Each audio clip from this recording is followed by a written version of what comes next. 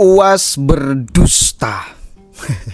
Itu kalimat yang paling tepat dan harus saya ucapkan di awal ini. Kenapa? Oh, dia menjual tarim di republik ini. Astagfirullahaladzim. Mau menipu masyarakat kita. Enggak. Ini zaman modern. Kita semua bisa mengakses realitas di Yaman itu seperti apa. Katanya jalan itu tidak diaspal karena jangan sampai tapak jejak wali itu menjadi hilang gara-gara ada aspal. Bukan karena Yaman miskin. Itu namanya gedebrus. Itu namanya bullshit. Itu namanya dusta, saudara. Coba dengarkan dulu. Nanti kita akan cek realitasnya. Makanya di Tarim Hadramaut Yaman tak diaspal jalan. Bukan karena Yaman miskin, pemerintahnya kaya raya. Kenapa? Karena mereka tak ingin bekas-bekas tapak kaki wali-wali Allah itu ditutup oleh aspal. Ya, kalimat pertama, mari kita cek Yaman. Kita akan pergi googling. Ya, kalau Anda tidak sempat, maka akan saya sempatkan untuk ngasih informasi kepada kalian agar kita bisa memverifikasi apakah benar ucapan UAS ini atau dusta. Ya, ini sekelas UAS berbohong entah demi apa ini nih. Kita akan masuk ke level dunia dulu. Level dunia nih.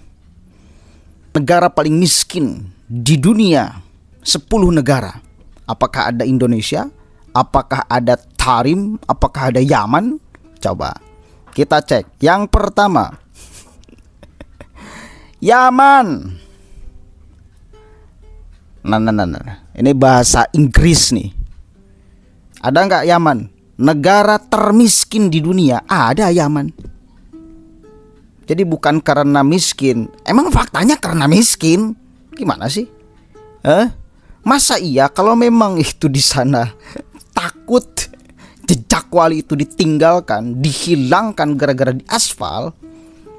Masa adanya wali membuat orang kemudian sengsara?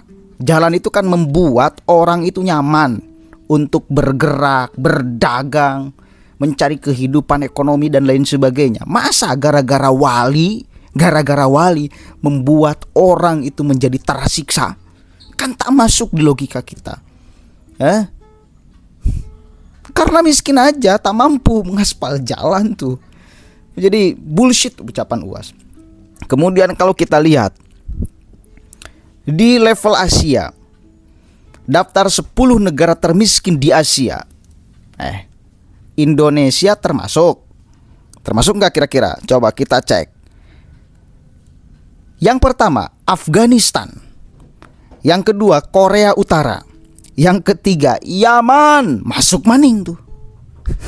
Yang keempat Tajikistan, yang kelima Suriah, yang keenam Nepal, yang ketujuh Kirgistan, kedelapan Pakistan, kesembilan Timor Leste, ke-10 Myanmar. Masuk ke Indonesia? Nggak masuk kan? Yaman masuk nggak? Masuk. Jadi please lah UAS lah, selevel UAS nih jangan bullshit lah kepada masyarakat. Membangga-banggakan menjual Yaman kepada masyarakat kita, kepada Indonesia. Halo, ini satu kali lagi kita mampu mengakses kok sekarang. Coba aja cek di googling oleh kalian. Apakah Yaman benar-benar tidak termasuk negara miskin level dunia atau level Asia? Masuk pak. Jangan membodoh-bodohi masyarakat. Jangan, please. Akhirnya kan ditertawakan oleh ibu-ibu, ditertawakan oleh seluruh yang nonton di sini minimal. Dan mohon, please jangan berhenti di sini, sebarkan ini agar semua masyarakat Indonesia tahu. Ya jangan sampai gini pada akhirnya. Ini kan mental inlander itu kemudian muncul. Oh bener nih, kita negara Indonesia ini tidak bisa kita bangga. Ya, membangga-banggakan Yaman. Yaman itu negara kaya raya, negara para wali, berkah dan lain sebagainya. Maka kita hormati, kita agungkan seluruh orang keturunan Yaman di sini. Mental kita menjadi mental inlander. Padahal faktanya kita itu negara yang jauh mau dibandingkan dengan Yaman. Urusan keberkahan, lihat realitas di lapangan aja. lebih banyak berkah kita. Ya, jauhlah, jangan ngomong kita wali. Banyak wali di sini. Jangan, itu bukan kuasa kita. La ya'riful wali illal wali. Jadi yang berhak ngomong wali itu ya wali. Yang bisa memverifikasi kewalian seseorang itu ya wali. Dan wali itu jangan diumbar-umbar. Yang jelas kita bisa melihat realitas di lapangan bahwa faktanya negara ini lebih hebat daripada negara Yaman, lebih berkah daripada negara Yaman, ya lebih subur apalagi daripada negara Yaman, gitu loh. Itu fakta. Apakah ini efek keberkahan? Ya bisa kita kaitkan efek keberkahan para wali dong. Jadi kalau mau urusan berkah wali itu ya berkah Indonesia. Jadi kita mesti pede menjadi orang Indonesia, harus merasa bangga menjadi orang Indonesia. Modal priwit di Indonesia itu jadi duit lah, tukang parkir. Itu saking hebatnya Indonesia, saking kayanya Indonesia. Modal priwit jadi duit. Itu Indonesia. Ngelempar ente batang singkong jadi tuh Indonesia tuh. Jadi aduh, udah jauh lah mau dibanding-bandingkan dengan negara lain, apalagi Yaman. Udah lebih berkah di kita. Coba dengarkan nih, ibu-ibu mentertawakan pada akhirnya UAS nih. Kasihan. Aku pasti kalau mau bicara itu ketawa dulu. Kota Tarim itu kotanya para wali, ya. Walinya kalau jalan tidak pernah pakai sendal, karena seperti berjalan di atas tanah yang suci, ya kan? Debunya wangi, hembusan, pokoknya debunya itu wangi. Sampai diciptakan lagu ya tarim baldatul aulia gitu ya. Ya tarim yang perlu diketahui itu bukan sholawat, tapi itu lagu yang diciptakan khusus untuk kota Tarim, yaitu yang ada di negara Yaman, begitu ya. Nah, kalau memang Tarim itu Tarim itu kota yang pokoknya yang suci, yang penuh keberkahan. Terus tanahnya itu suci, debunya wangi. Pertanyaannya, kenapa mereka itu hidup di sini kok betah ya? Kenapa mereka nggak pulang-pulang ke Yaman saja ya? Kenapa mereka nggak hidup di kota Tarim saja ya? Berarti kan bohong gitu. Aku nggak percaya kalau memang kota Tarim itu kota yang suci, kota yang debunya wangi. Aku nggak percaya. Ya buktinya mereka hidup di Indonesia ya udah ratusan tahun gitu, sampai anak beranak pinang sampai sekarang. Nyatanya mereka betah hidup di sini gitu ya. Kalau memang kota Tarim itu kota yang penuh berkah itu ya, debunya wangi, mereka kok nggak pulang ke Yaman saja ya? Kalau debu di Indonesia itu kan membawa penyakit gitu. Kalau debu di debu di Tarim itu kan wangi. Kalau debu di Indonesia itu kan bikin sesak dada gitu. Ya udahlah, pulang aja kalian, pulang ke Yaman saja. Hidup di kota Tarim ya, pulang. Kami ikhlas, pulang saja ya. Nggak usah di Indonesia gitu.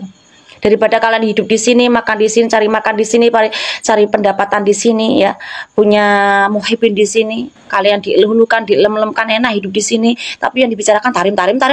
Ya udah pulang saja ke Tarim gitu loh. Pulang saja ke Tarim. Ya, pulang.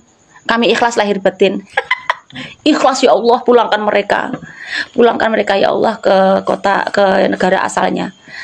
Hidupkan mereka di kota Tarim, daripada siang malam Tarim, ceramah Tarim. Bikin di kota Tarim, bayi-bayi yang ada di kota Tarim itu, mereka itu nggak tumbuh balik kecuali mereka sudah jadi wali. Mayuhammim syaribu, nggak ada yang tumbuh kumis illa wagudu mukashif, kecuali sudah jadi wali. Berkumis di kota Tarim sudah bisa jadi wali alim. Saking alimnya, makan es krim langsung di box pendingin. Emang si paling bohongin. bukan hanya mengglorifikasi nasabnya, tetapi juga mengglorifikasi tempat awal mula mereka berada gitu. Misalkan Tarim itu kan awal mula kelompok Ba'alawi itu muncul gitu. Sebuah kota di Yaman itu adalah kota yang disebut sebagai kota para wali, dan kemudian dari sanalah para penyebar agama Islam di Indonesia itu muncul, bermula. Jadi mereka mencoba untuk menyelisihi sejarah umum yang kita ketahui bahwa penyebar ajaran agama Islam di Indonesia itu adalah orang-orang dari Tarim. Bahkan mereka menyebut bahwa Tarim itu ada, bahwa Indonesia itu dan Jawa secara spesifik itu adalah milik dari ulama-ulama atau aulia-aulia dari Tarim. Jadi bukan hanya soal nasab, tapi juga soal daerah tempat tinggal mereka gitu. Habib Umar itu bilang, siapa orang yang ziarah ke Tarim akan merubah apa? Merubah tembaga. Merubah tembaga itu menjadi emas para hadirin. Karena pendidikan daripada kota Tarim. Bahkan sampean kalau ke Tarim itu jangan belajar, nggak usah belajar, jaga hati saja Pak. Dikatakan oleh Syekh Abdurrahman As-Segaf, syawari utarim syekhu man la syekholah. Ya, gang-gang, jalanan-jalanan di kota Tarim itu adalah guru bagi mereka yang tidak punya guru para hadirin. Ya, bahkan di dalam kalam salaf dikatakan Habib Alwi bin Syahab itu Ainut Tarim itu beliau tidak pernah keluar sama sekali dari kota Tarim, nggak pernah keluar. Hatta haji dan umroh nggak pernah. Tidak pernah sama sekali beliau. Ya, beliau keluar dari kota Tarim dua hal saja, ziarah Nabi Hud dan hadrahnya Habib Ahmad bin Zain di Hautah. Itu aja. Bahkan haji dan umroh enggak. Ketika ditanya, Habib, kenapa engkau enggak haji, enggak umroh? Beliau mengatakan, ana asyum raihatan Nabi inda ziarah faqihil muqaddam. Aku cium baunya Rasulullah setiap hari Nabi itu di magamnya Faqih Muqaddam. Ya, katakan ya oleh ahli syair, baladun toba maskanuha walaha rabbur rahim. Faida sa'alat al-falasifatu yagul jannatu dunya Tarim. Ya, surganya dunia itu Tarim para, walaupun bangunannya itu tanah. Yang belum berangkat ke Tarim semoga bisa ziarah. Oke, jelas. Kasihan ya, menjual Yaman, menjual Tarim di Republik ini. Astagfirullahaladzim. Masih laku lagi, masih didengarkan oleh masyarakat, masih dipercaya.